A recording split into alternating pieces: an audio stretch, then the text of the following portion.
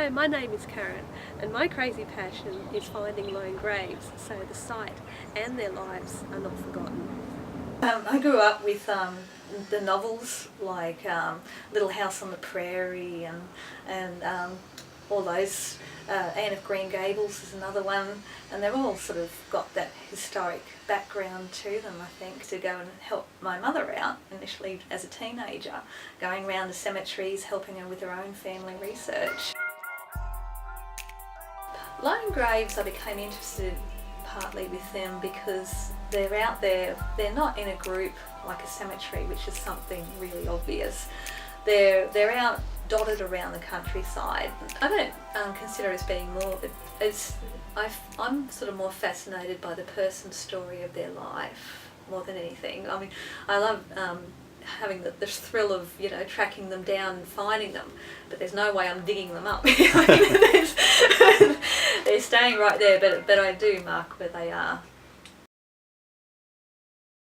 A lot of them are children, but some are also elderly adults as well.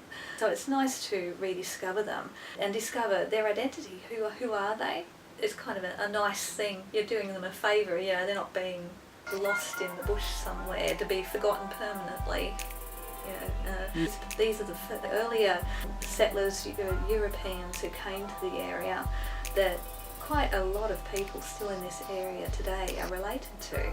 And it just contributes to people's personal identities, being able to find that their ancestors are buried out there and someone is actually finding them for them. So it gives them a grounding, if you like, and a sense of security almost. If you take away any of the sort of the visual impact of that and you're left with stories, it really takes away a major component of an area's identity. And that sort of ties in very, very closely with statewide history, as well, and in some cases even general Australian history. My husband would have to be one of the most understanding people imaginable, I think. He's an absolute saint, you know. He potters around there, he'd pick up my son if I'm in the depths of research with my nose glued to the computer. He'll wash up and collect my son. He's my constant companion every time I do a site visit. You know, he's being dragged through the bush amongst the mozzies and everything else, you know, through the scrub. My 7-year-old son, on the other hand, he reckons it's a bit ordinary at times, you know, and mum's running off to another trek through the bush and he'd rather be doing much more interesting things. So I do have the blog site on Facebook.